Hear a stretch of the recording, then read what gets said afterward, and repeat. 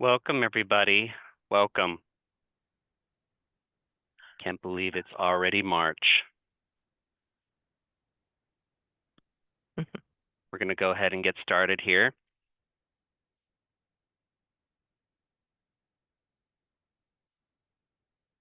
Oops. Not bad. All right, this is our agenda for today. We're going to start off with the NSLP team describing that for us, the CEP April 1st data and the NSLP training registration. Then we're going to hear from Dina Benson over at Dairy West about School Lunch Heroes. And then we're going to go over renewal, provision 2, NPR FRIT, and then meal prices. We'll hear from Kat and Sean about USDA foods, fresh fruit and vegetable program, and then we'll hear from Pamela regarding the literacy from the lunchroom and spotlight on local and farm to school. And then that's the date for our next webinar next month. So without further ado, I'll give it over to Cambria. Cambria? Good morning, everybody.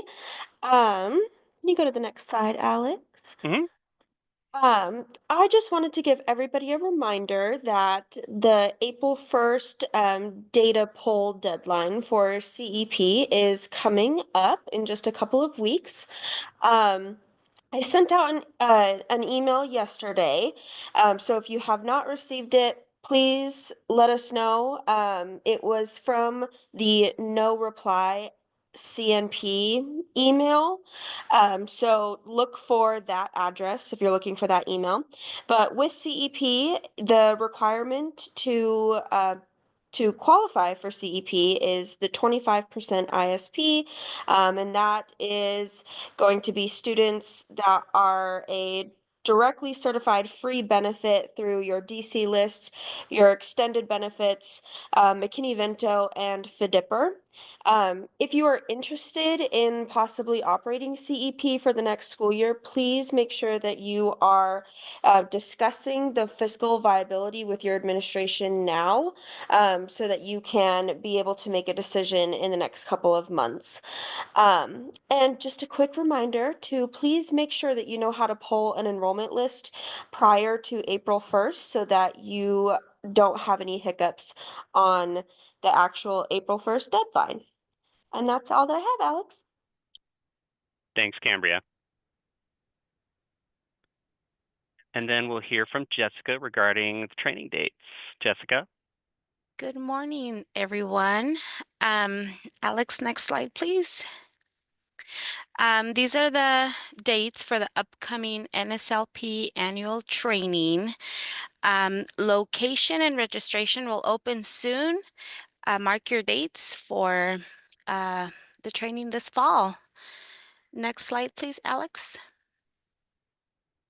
And this is the training date for the RCCIs in July. And that is all I have. Thanks, Jessica. Mm-hmm. All right, up next we have Dina Benson from Dairy West that's going to talk to us about School Lunch Heroes. Dina, the floor is yours. Thank you, Alex. So we know that School Lunch Hero Day is in May. It's May 2nd this year. And as part of Dairy West, we really want to be able to feature your amazing, amazing staff and all the work that you do. So what I'm asking is that you nominate someone to be a lunch hero by sharing their story with me. And then we'll select one standout hero from Utah and one from Idaho to feature on our social media on that School Lunch Hero Day. And just as a bonus, that winner will be able to win a special basket as a token of our appreciation. So I would love to have like a picture and their story and what makes them so amazing as a school lunch hero. We really want to be able to honor our staff. So you can just email those stories to me, or if you want more information, just reach out to me.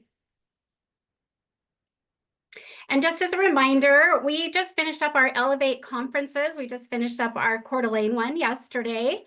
And we talked a lot about different resources and different opportunities that we have. You can find those on our website by accessing dairywest.com and using the partner portal to find the school nutrition resources. And then my last reminder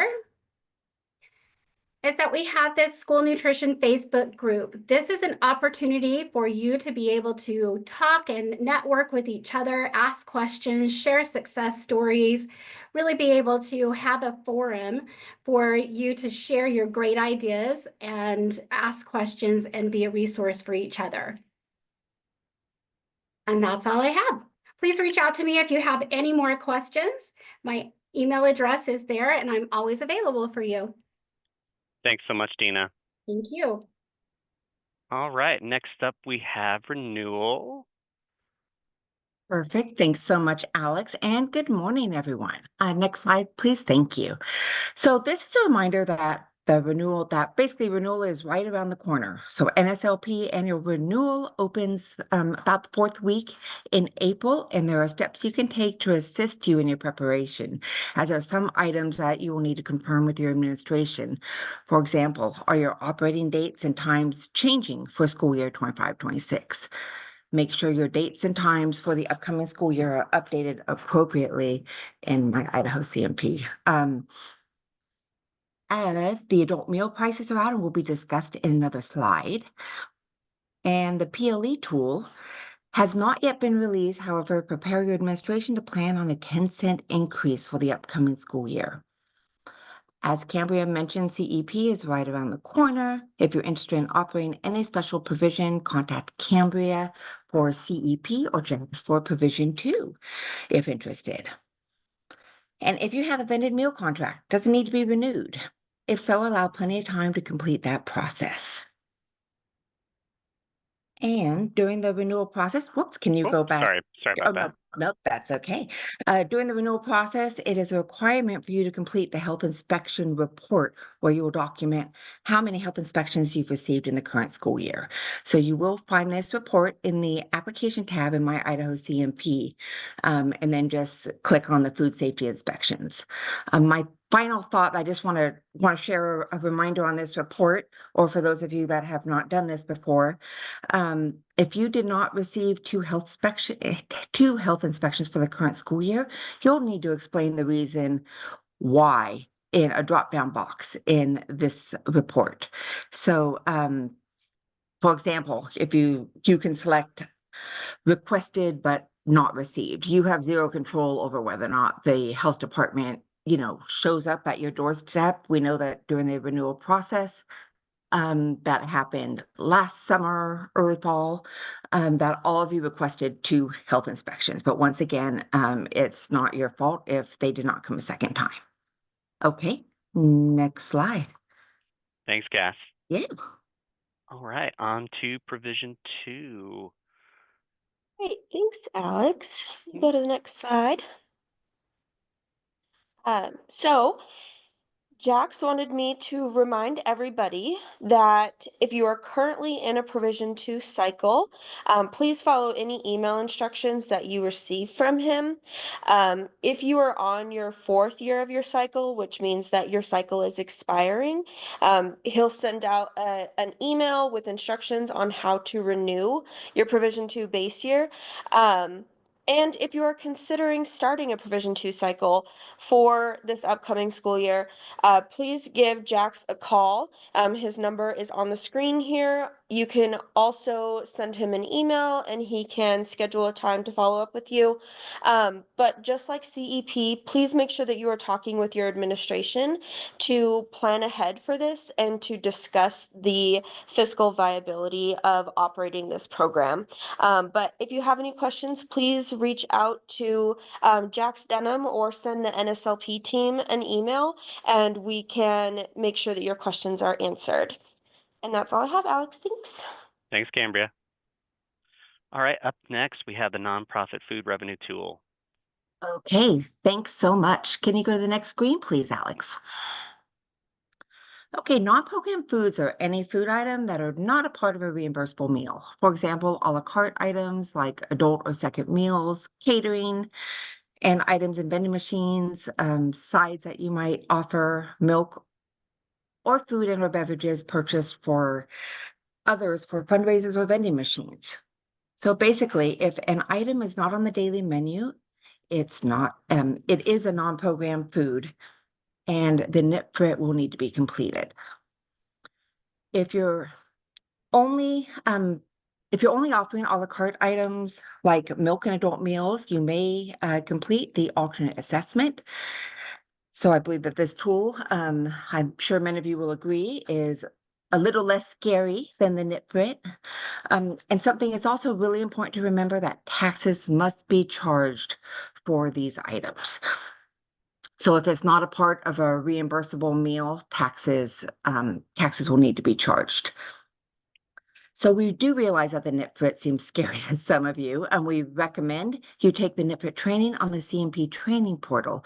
And if you have questions regarding the NIPFRIT after taking the training, give the NSLP team a call. We'll be happy to assist you, or you could email us with any questions. And Cameron and I were chatting yesterday where we thought the PLE tool and the NIPFRIT would be beneficial to highlight at future office hours. So details will be forthcoming once next office hours is scheduled, and we'll let you know what items we will be discussing. Okay, next slide. So basically what this is showing is that SFAs may utilize a simplified approach in calculating your percentages that allows SFAs to separate the non-program food costs from their program food costs for a period of at least one school week. So as I mentioned, can you go to the next slide? The alternate assessment can be completed if you are simply selling milk or just selling milk a la carte or adult meals. And once again, just a reminder, can you go to the next screen, please? That sales tax is required per Idaho Code 63-3622J and Sales Tax Rule 41. So basically, anything that is served as part of a reimbursable meal is exempt from sales tax. So all of your non-program foods that are not part of a reimbursable meal must include sales tax. And next slide, please. Meal prices. Oh, there we go. Thank you so much. Okay, so for the student paid lunch, just want to let you know that the adult meal prices are out. So for breakfast, it will be $3. So that is the minimum price that you can charge. And for lunch, the minimum price you can charge is $5.10. And as I briefly mentioned in a previous slide, the PLE tool will need to be completed for the next school year, and where you'll be determining what your student paid prices will be. And once again, please expect to have a 10-cent increase on that. So that was probably going to be how it's going to turn out for all of us. So something that's really important is there are some decisions here that you will need some approval prior to these decisions being made. You'll need to work with your business manager or your administration. So, and to do some of these like price increases, for example, your student price increases, if anything that's over, any price increase that's over 5% requires compliance with IC 63-1311A. So you'll need to work with your business manager or someone in your administration. I'd really recommend you to get on the agenda of a board meeting just so you could discuss these items sooner rather than later, so that you will be prepared and be able to input this data into My Idaho CNP during the renewal process. Okay, that's it for me. Thanks, Cass. Of course. Up next, we have Kat giving us a little update about USDA foods. Kat? Thank you, Alex. Mm-hmm. Good morning, everyone. So we've been getting a lot of emails because you're probably getting your WebSCM notifications letting you know that orders have been canceled. So just to explain a little bit, and I did send this out in an email earlier this week, a broadcast email, but the way we determine cancellations, so we have to have a certain amount of cases that go on a truck. And to fill a truck, we need to have at least a third or a quarter of the truck to share with another state. So a lot of our orders, we're not making it to that point. we're trying to be very mindful of our entitlement. So we do have an opportunity to share with another state. And if they're not going to pick it up, then most likely you'll see some more cancellations. I know some of you, I sent the email letting you know that for the peanut butter individuals, we needed like 3,000 cases and we had I think we had like 400. So we didn't even have enough to make a third of a truck. So in some cases, when we're filling trucks and we're really, really close and we're maybe over by 40 or 50 cases, we will adjust the truck to be full. And that means that some cases will be deducted. It's generally from the schools that have ordered the most. It will deduct cases out of there so that we're able to get the full truck. And I know you guys won't mind that because then everybody gets some instead of nobody getting anything. So we're trying to be mindful of that. Um, the orders you place may not be the full amount you're expecting, and again, because of cancellations. So if you want to know how our movement is affecting your entitlement, run your requisition status report. You can filter that if you download it in Excel, and you can click and see if it is SDA approved. That means we have it ordered. If it's canceled, you're going to see the items on there that have been canceled, and then you can run your total for your entitlement. Can you go to the next slide, please, Alex? I see that a lot of you are reading your notifications from WebSCM. I'm so happy about that. That's something that we've been trying to have people do for a number of years. So thank you for reading these notifications. You're asking great questions. You're questioning why you're seeing cancellations, and you're questioning us about DoD, which I'll talk about next. But kudos, you guys are doing great. Next slide. So the entitlement allocations to DoD Fresh, we have put out the survey, and just to let you know, it is closing this Friday. So we've had a lot of emails, again, because you're reading those reports, that you want to know now what you can do with your money and if you can put it into DoD. So I just want to let you know the trucks are still being consolidated. Sean and I still have probably another week or two's work while we're waiting to see if other states can split. And the states we generally split with, we've split a few trucks with Alaska, and we have Oregon, Washington, and Utah, and I believe California that will get on. We have a really cool Google Sheet, and that's where we're all putting our stuff out there. You have a lot of going back and forth about, could you change it to this date or that date? So there's a lot going on, and Sean and I are sequestered pretty much in rooms around the floor trying to get this done. And then the DoD survey, like I said, closes Friday. We're going to try to allocate at least 75% of your request. It's really going to depend on how much entitlement we have to play with. As you know, we've been telling you that our entitlement was down about 2 million this year. And I've been looking at the lunch meal counts. And from this year to last year, we're already down about 900,000 meals. So we're trying to be careful with the entitlement. We're trying to get everything that everyone has ordered. But I will say that a lot of the seasonal items we've canceled, we're getting orders like 89 cases, which is not even anywhere near filling trucks. And so we're still trying to be mindful about that, but you might see less seasonal items next year. So just keep that in mind. So if you're not getting your full amount that you're asking for right now, when we go ahead and allocate the DoD into WebSCM, just know that in December is another time if you do have excess entitlement after all the trucks have been consolidated, if you're not finding items on the advertisement board that you want to take, we will send out an email asking you if you want to allocate to DoD. So we can do that in December, again in March, and again in April. So keep that in mind. So don't panic if you have entitlement left. We'll ask you in December if you want to add more to DoD, and that's a good time to do it. But for right now, please be patient with us. We're not going to go back in and look at all the DoD. We're going to go ahead and use what we have. And when that survey closes, and we're going to allocate as best we can. And then again in December, you'll be able to add more if you need to at that time.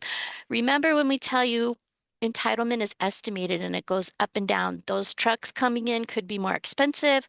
I'm not sure what the chicken prices are going to be. We know the fine ground beef trucks are already costing a little bit more than anticipated. So these are just things that are happening right now. USDA has tried to go back out to get eggs. Eggs are very expensive, as we all know. And so we are waiting on another load, hopefully, of eggs. And I don't know what the orders are going to look like for next year. We're needing to split a truck if we decide we want to go ahead and do more eggs. Right now, if that truck comes in, we're going to be sitting pretty for next year. So that's where we're standing. Next slide. Okay, so please remember there's a 2-day window for you to receipt your orders and favors. Sometimes when I open up favors, I see 10 or 20 waiting there for us to have receipted, and that's a little scary for us because we do know USDA will freeze your account until those receipts have been done.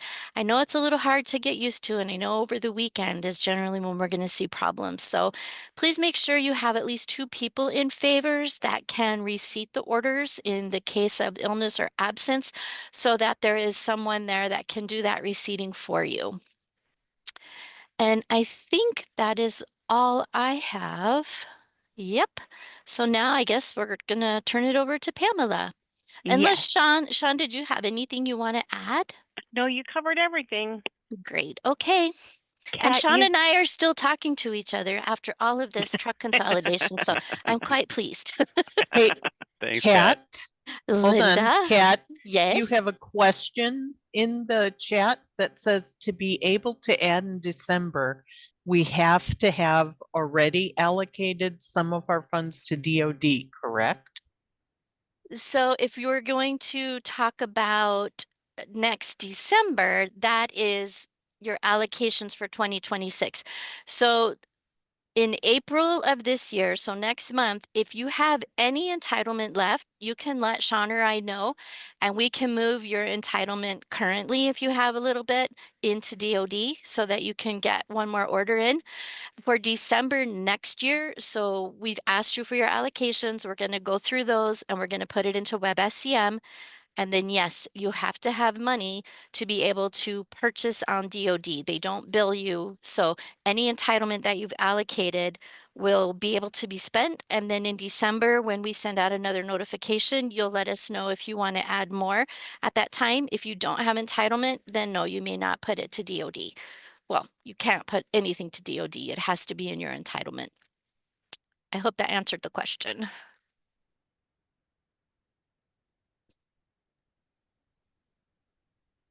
I'm done talking. Thanks, Kat. Thanks, Kat. Yeah, so this is Pamela, and let's talk about the Fresh Fruit and Vegetables program. Next slide, please. So the Fresh Fruit and Vegetable program provides all children in participating schools with a variety of free fresh fruits and vegetables throughout the school day. It is an effective and creative way of introducing fresh fruits and vegetables as healthy snack options. The goal of the FFVP is to create healthier school environments by providing healthier food choices, expand the variety of fruits and vegetables children experience, increase children's fruit and vegetable consumption, and make a difference in children's diets to impact their present and future health. This program is seen as an important catalyst for change in efforts to combat childhood obesity by helping children learn more healthful eating habits. The FFVP introduces school children to a variety of produce that they otherwise might not have had the opportunity to sample. To be selected for the FFVP, school must be an elementary school, represent the highest percentage of students certified for free and reduced price benefits, participate in NSLP, and complete an annual application for the FFVP. That application will be coming soon. We are proceeding as though it's still a go. And next slide, please.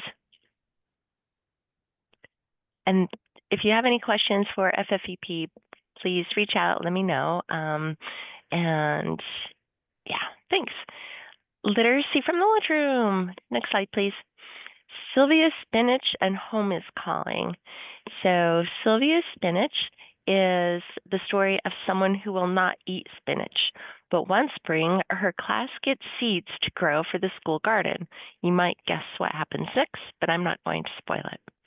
And then Home is Calling is a book about the monarch's migratory journey and how we can help them since they were classified as endangered in 2022. This is very important as they are pollinators, and without pollinators, food doesn't grow. So not only, do butterflies capture the magical imaginations and everything, but also serve a very important role that we need to help kids understand. Next slide, please.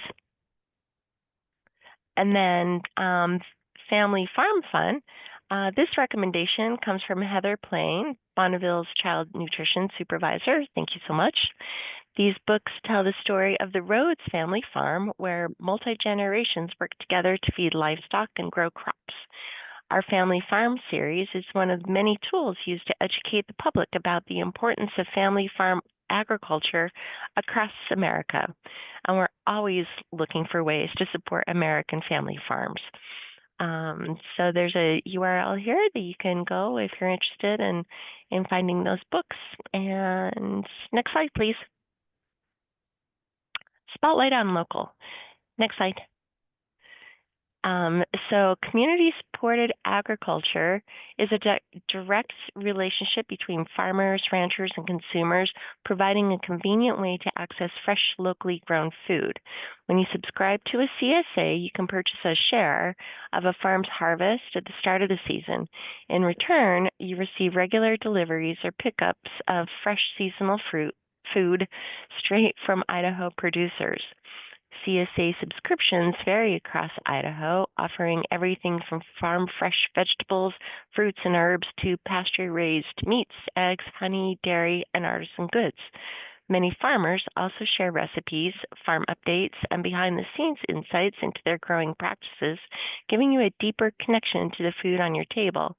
And I put this out there because we're just with the Buy American cap that's at 10% that's coming next school year and decreasing after that. We need to really start looking, what can we do to make sure that our food is being produced locally, at least in America. So this is, I think last month was CSA month or so. Idaho Preferred has this on their website. Or you can use this QR code for more information. And there are CSAs across the state. So in whatever region, you can reach out and see, what you can bring in either to the school program or maybe even to your own home. Next slide, please.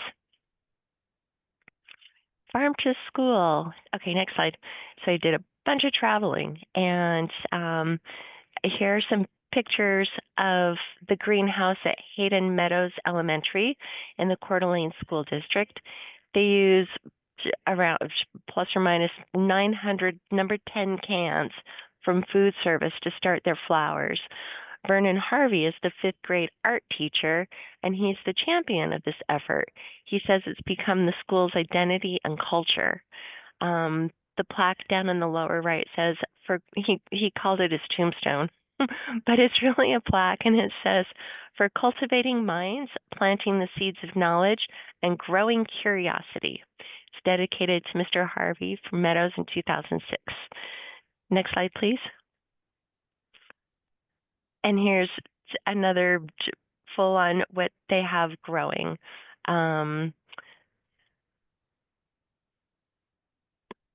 Next slide, please. And this is a brand new greenhouse at Pinehurst Elementary. And then over to Kellogg Middle School, this greenhouse has been standing for around 30 years. They grow tomato plants for sale and are just now starting to get ready for sprouting. If you can still see the snow on the side. And this was taken like maybe just 10 days ago, something like that, maybe 2 weeks. Next slide, please. And this is over at Kellogg High School. They also grow plants for sale to the community to help pay for their program, but not tomatoes because the middle school's got that. they have students come in, and these are classes for life skills. It's part of their ag program. Just, we might need to start thinking about how to utilize these greenhouses to grow produce for school nutrition. Next slide, please. And these are some where they grow everything, plants, they grow flowers, herbs, vegetables, trees, shrubs, all sorts of things, whatever they can.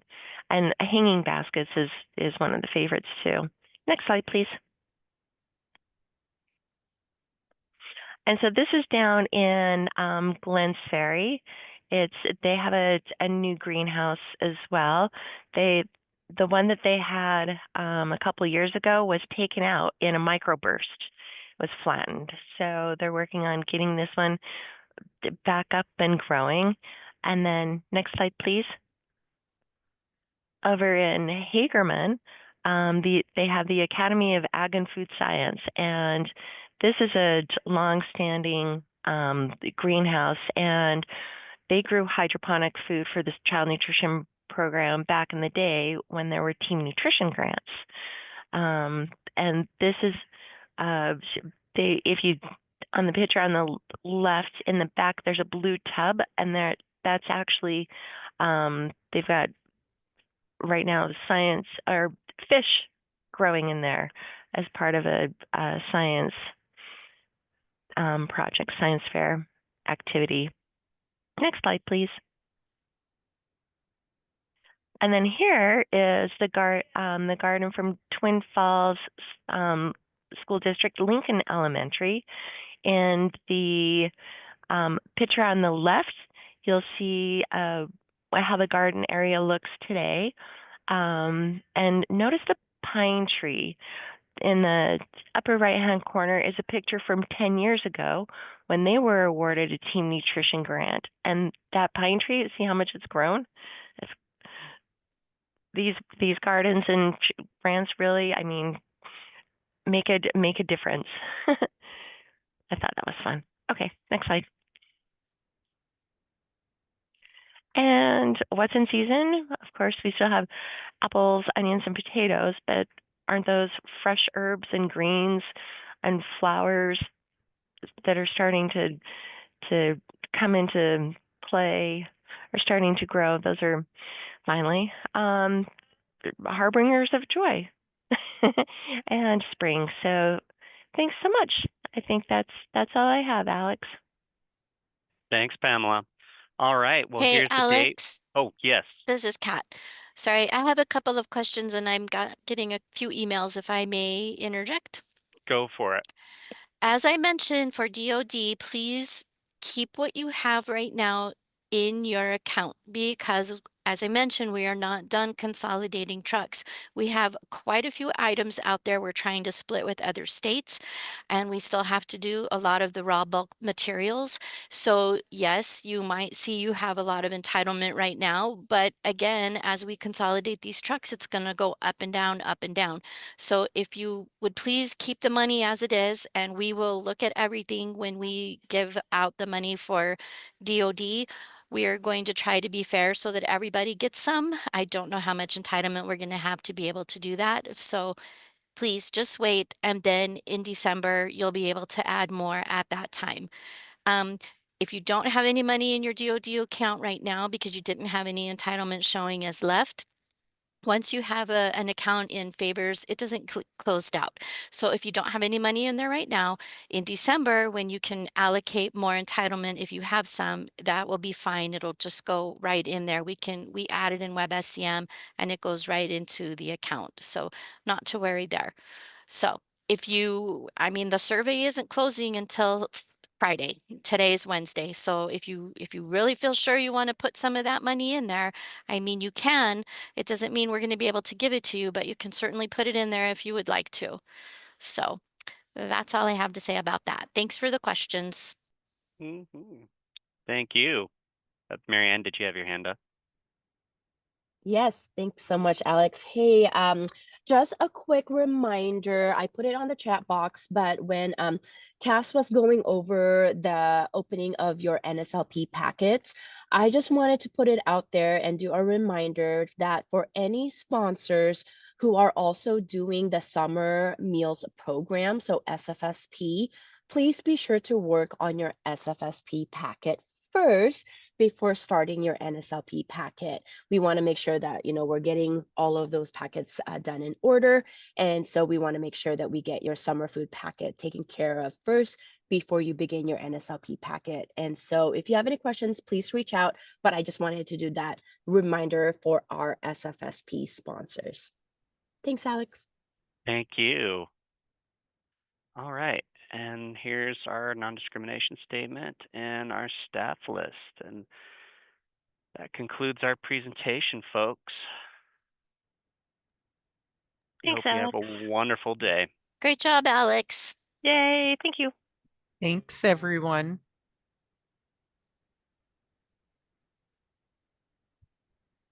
Amazing day, everyone.